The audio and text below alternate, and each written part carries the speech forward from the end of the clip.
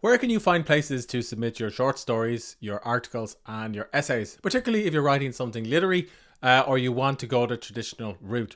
Hi there, my name is Brian Collins. Welcome to the Become a Writer Today channel. A couple of years ago, I spent a lot of time entering short story writing contests. To be honest, the whole thing was painful.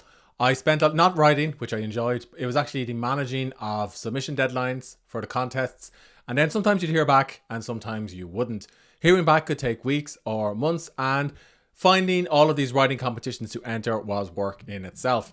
I wish I'd known about this site back then. It's called Duotrope, and it's a great service for writers and artists that would help you find publishers and literary agents that you can submit to.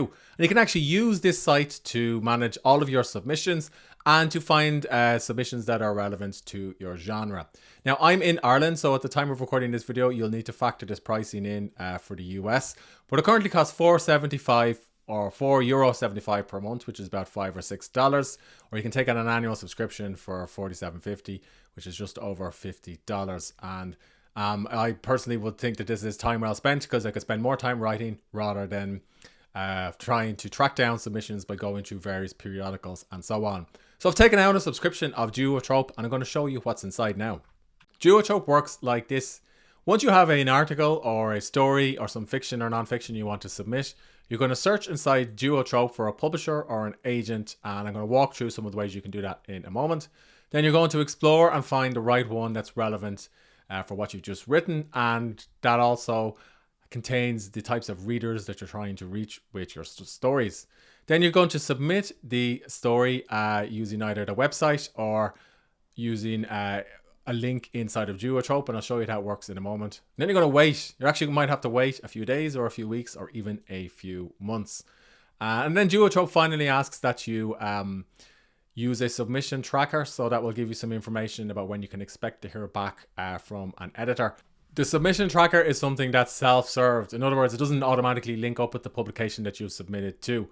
So to show you what I mean, you need to generate a submission report. So you click here, and then you search for the journal that you submitted to. So I'm just going to type in something at random to see what comes up. And let's say I've submitted to 34 Orchard Literary Journal. And then I will put in when I've sent it, if they acknowledged it, and when the query was sent, the response received, and so on.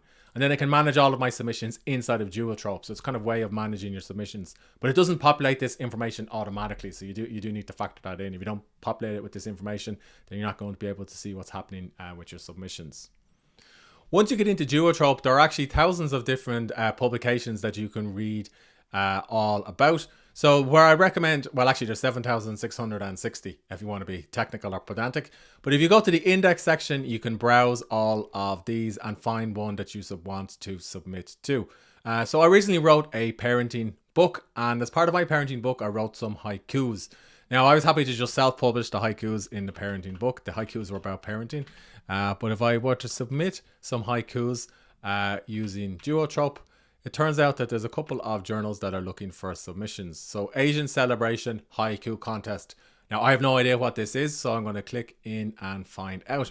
Turns out they're open to poetry submissions until the 5th of May 2022. So I've got 14 days to get my act together and get my haikus ready to submit my poetry. They'll accept electronic, postal submissions, and they're looking for 3-line haikus. So that's some details about the submission guidelines. And if I want to go and submit to this particular publication, and this is why I like Duotrope, I can actually just click on the Go to Contest webpage, and then it'll take me straight to the site where I can submit my haiku if I was so inclined.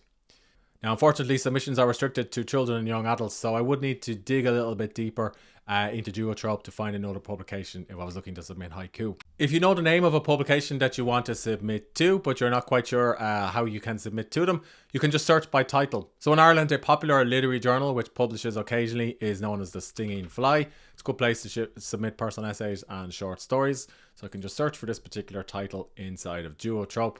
And they're temporarily closed for fiction and non-fiction, which is good to know. They're looking for electronic submissions when they do open. And I can, of course, favorite this listing. So if I wanted to come back to it when they are accepting submissions. Unfortunately, they're only published twice a year, but they've been around since 1997. So they are quite well known. I suppose if I wanted to vet the listing, I can go through again to the publication website as well. So that's another way that I could potentially find submissions. Duotrope also has an option to search by category. So I write a lot of non-fiction, don't really write much fiction, but I know many listeners and viewers love writing fiction and are looking for places to submit their works. So you can just search for all publishers and agents solely in the fiction category, or alternatively you could search for journals and magazines. We'll be interested in poetry, so you can submit through to the various poetry publishers and agents. And they also have a section for visual art. So let's go through to publishers and agents in the fiction category to see how this is handled. So I'm going to pick one of these at random. So the Literary Hatchet stands out. So it's based in the United States. It's been around since 2008, so it's been around a while, so we can probably trust it. It publishes 3 times a year. They're looking for horror, mystery, crime, suspense thrillers, and open to most genres except erotica. They'll also accept flash fiction. So I used to write flash fiction back in the day. And they're also looking for short stories of 1,000 to 7,500 words long. And then I could go through to the publication site and submit it. And I could also just favorite this. And I could request an interview as well if I'm an editor from the publication. Now, what I'd actually recommend doing is just continuing to build up your library of short stories or your library of essays and poetry and submit to multiple contests, taking care to read the guidelines for the submission and for the copyright. Because usually you can enter a short story in more than one competition. In other words, just because you were rejected from one publication doesn't mean you can't use it for the next with some tweaks. That said, sometimes you do got to bear in mind the audience. So for example, this says excluding erotica. So if your horror stories have some erotica in them, perhaps you need to find a different publication or take out those erotica scenes. I mentioned at the start of the video about finding it painful to submit a short story and a personal essay and then not hear anything back for weeks or months. Well, you can also use Duotrope to find the slowest and fastest publications to respond. And this is quite helpful. Personally, I also liked the response statistics section. So I'm going to click through to this to show you. So you can see that the average response time is 81 days. I wish I'd known that when I started submitting short stories years ago, because I would have been a bit more patient. And imagine waiting 4,818 days to hear back about your submission. You could have written several books in this time. And that's in all categories. For fiction, it's a bit quicker, so 71 days. And the number of rejections is incredibly high at 81%. Now, personally, this is why I love self-publishing. You don't have to accept permission from anybody. You can take your work and you can make sure you invest in a quality editor, a quality book cover, and get feedback from early readers and then publish it on Amazon. So if you're an indie author looking at this, I'd actually recommend you could do this if you want to I suppose build your profile. But I'd also recommend considering self-publishing if you haven't done that yet, because that can be a good way to build your name. Because let's be honest, who's going to wait 4,000 plus days to hear back? That said, 71 days is pretty manageable.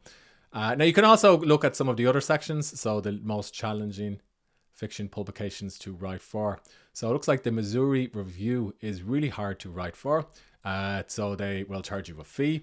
They're in the United States and they've been around since 1978. So it sounds like they're a fairly well-known and prestigious publication. That's probably why they've got such a high rejection rate.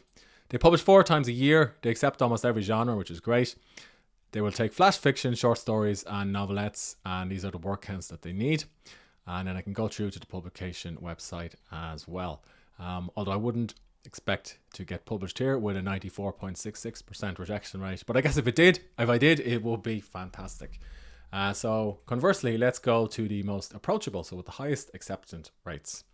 So the Chamber magazine stands out for some reason because they have multiple genres and lengths. So let's click on this one. Again, in the United States, so it's really new. So probably doesn't have a high readership because it's really new. That said, I don't know much about the publication. Publishes 12 times a year, so that probably explains why they have a high acceptance rate. They're probably dying for submissions.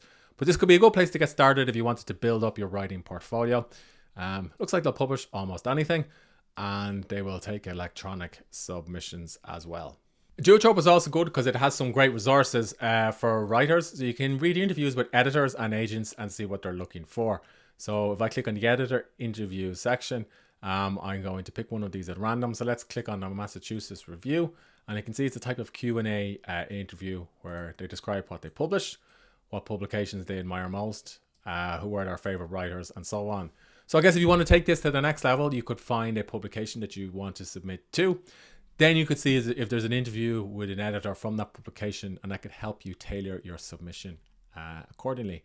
I guess you could follow a similar approach for agents. Personally, I've always self-published, so finding an agent doesn't appeal as much to me, but you could find out what agents are looking for too by following the exact same process. That's my overview of Duotrope. It's a fantastic service that I wish I'd known about when I was submitting to contests. If you need more help, I've also compiled a resource of writing contests on the Become a Writer Today site. And you can see here that I've got 50 plus places that you can submit your articles to this year. So do check that out as well, and I'll put a link in the description. If you found this video about Duotrope helpful, and if you believe it's something that's going to help you with your submissions, then hit thumbs up. And if you want to get more videos like this, then don't forget to subscribe to the channel.